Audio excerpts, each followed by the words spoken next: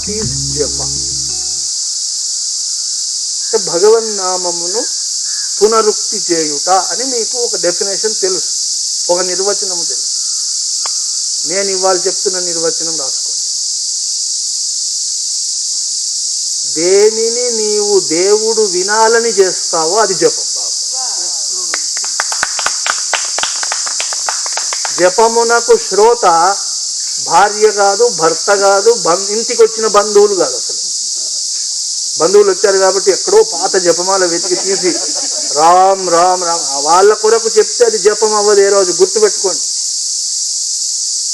నీ జపమునకు శ్రోత భగవానుడై ఉండాలి.